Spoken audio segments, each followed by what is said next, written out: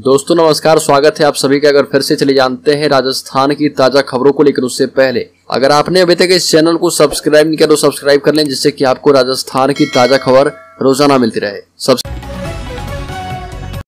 सबसे पहली बड़ी खबर, राजस्थान पहुंचकर पीएम मोदी ने बाबा खाटू श्याम को किया याद। कहा कि बाबा खाटू श्याम की यह धरती देश भर को भरोसा और उम्मीद देती है। प्रधानमंत्री ने खाटू श्याम जी मंदिर के विकास की चर्चा करते हुए कहा कि उनके आशीर्वाद से विकास को गति मिलेगी और हमारा गौरव और विरासत दोनों मजबूत होंगे।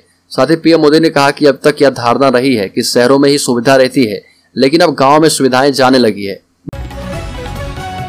गांधी गैस सिलेंडर सब्सिडी योजना के तहत जयपुर में प्रदेश स्तरीय लाभार्थी उत्सव का आयोजन किया गया, जिसमें सीएम गहलोत ने जयपुर से बटन दबाते हुए डूंगरपुर सहित प्रदेश के अन्य जिलों के लाभार्थियों के खाते में ऑनलाइन सब्सिडी भेजी। डूंगरपुर जिले के लाभार्थी भी वर्चुअल तरीके से कार्यक्रम से जुड़े, जिसके तहत डूंगरपुर जिले के 69,966 लाभार्थियों के खाते में 2,53,97,957 रूपए की सब्सिडी ट्रांसफर की गई। बड़ी मायावती ने राजस्थान चुनाव के लिए ठोकी ताल। 3 सीटों पर प्रत्याशियों के नाम जारी, 60 सीटों की तैयारी। राजस्थान में साल के आखिर में होने वाले विधानसभा चुनाव के लिए बहुजन समाज पार्टी ने उम्मीदवारों के नाम जारी करने की पहल कर दी है और पार्टी ने 3 प्रत्याशियों के नामों का ऐलान करते हुए धौलपुर, नदबई और नगर विधानसभा सीट के लिए अपने प्रत्याशी फाइनल कर दिए हैं। दरअसल बसपा 2023 में 60 सीटों पर चुनाव लड़ने की तैयारी कर रही है। मालूम हो कि 2018 के विधानसभा चुनाव में बसपा को 6 सीटों पर जीत हासिल हुई थी, जिसके बाद सारे विधायक कांग्रेस में। उपेंद्र यादव ने आरपीएससी सचिव को सौंपा ज्ञापन। कहा कि मांगे पूरी नहीं हुई तो बोर्ड से चोट करेंगे।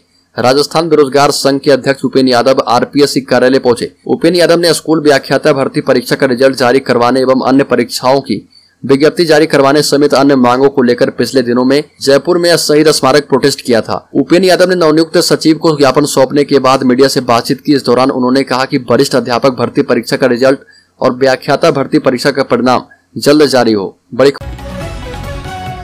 खबर, प्रधानमंत्री मोदी ने कहा कि कांग्रेस की लूट की दुकान का नवीनतम उत्पाद लाल डायरी आगामी चुनाव में पार्टी को खत्म कर देगी। वो अपने राजस्थान दौरे के दौरान सीकर में बोल रहे थे। प्रधानमंत्री ने कहा कि पहले केंद्र सरकार के द्वारा राजस्थान में विकास की प्रक्रिया लगातार जारी थी, लेकिन जब से यहाँ कांग्रेस की सरकार बनी है उसने विकास कार्यों में बाधाएं खड़ी करने का काम किया है। यह भी कहा कि कांग्रेस सरकार का मतलब है लूट की दुकान और झूठ का बाजार। इस लूट की दुकान का नवीनतम उत्पाद लाल डायरी है। मोदी ने कहा कि चाहे कितनी भी ताकत लगा लो, इस चुनाव में लाल डायरी पूरी कांग्रेस को लपेटने वाली है। बड़ी खबर, 1 अगस्त की जयपुर महारैली में कांग्रेस सरकार को उखाड़ फेंकने का होगा आह्वान। प्रदेश की कांग्रेस सरकार के खिलाफ भारतीय जनता पार्टी के द्वारा विगत कई दिनों से भ्रष्टाचार, जंगल राज, कुशासन को लेकर विरोध किया जा रहा। इसके तहत 16 जुलाई से 31 जुलाई तक भारतीय जनता पार्टी राजस्थान प्रदेश भर में नहीं सहेगा राजस्थान अभियान के तहत जिला, मंडल और बूथ स्तर पर विभिन्न कार्यक्रमों के जरिए जनता तक अपनी बात पहुंचा रही है। अभी प्रत्येक बूथ पर पार्टी के कार्यकर्ता घर घर जाकर ब्लैक पेपर, जो कांग्रेस सरकार का काला चिट्ठा है, वह वितरण किया जा रहा। बड़ी खबर, प्रदेश में लाल डायरी पर सियासी विवाद तेज हो गया है। पीएम मोदी के सीकर में लाल डायरी को लेकर गहलोत सरकार ने हमला किया। पीएम के हमले के बाद सीएम अशोक गहलोत ने पहली बार लाल डायरी के मुद्दे पर बयान दिया। गहलोत ने लाल डायरी को कपोल कल्पित ठहराते हुए पीएम और बीजेपी पर पलटवार किया है। गहलोत ने कहा कि लाल डायरी कुछ है ही नहीं, कपोल कल्पित है। सीएम हाउस में लाभार्थी सम्मेलन का आयोजन किया गया था। इस दौरान सीएम ने कहा कि मैंने सुना है कि प्रधानमंत्री ने सीकर में अभी लाल डायरी पर भाषण दिया है। अब बताइए, प्रधानमंत्री पद की बहुत बड़ी गरिमा है। गहलोत ने कहा कि उनके पास इनकम टैक्स, ईडी, सीबीआई है, जिसका जमकर दुरुपयोग हो रहा। अलवर के भिलवाड़ी से पाकिस्तान गई अंजू को अब भारत में रहने वाले परिवार नहीं अपनाने वाले हैं। पड़ोसी देश में जाकर अपने फेसबुक फ्रेंड से निकाह करने वाली अंजू उर्फ फातिमा के इस कदम से ना तो उसका पहले पति खुश है और ना ही उसके दोनों बच्चे। घर वालों ने साफ कर दिया कि वीजा खत्म होने के बाद यदि वह वहां पर आ जाती है तो उसके लिए दरवाजे बंद हो चुके हैं। इधर बार बार टीवी से लेकर अखबारों की सुर्खियां बनी अंजू की सच्चाई उसके बच्चे जान चुके हैं। वो जब भी अपनी मां और उससे जुड़ी खबर देखते हैं तो एक ही बात करते हैं कि पापा ये सब भूल जाओ। बड़ी खबर, प्रधानमंत्री मोदी राजस्थान के सीकर पहुंचे। भाजपा के चुनावी अभियान की शुरुआत की और कहा कि कांग्रेस की सरकार का मतलब है कि लूट की दुकान और झूठ का बाजार। लूट की दुकान का नया प्रोडक्ट है लाल डायरी। ये कांग्रेस का डिब्बा गोल कर देगी। इससे पहले एक प्रोग्राम में मोदी ने किसान सम्मान निधि योजना की 14वीं किस्त जारी की। 8.5 करोड़ से अधिक किसानों के खातों में 2,000 रुपए की किस्त ट्रांसफर की गई। इस प्रोग्राम में मुख्यमंत्री अशोक गहलोत को भी जाना था, पर वो नहीं गए। बड़ी खबर, लाल डायरी पर कांग्रेस ढूंढ रही डैमेज कंट्रोल का रास्ता। हाईकमान भी टेंशन में है।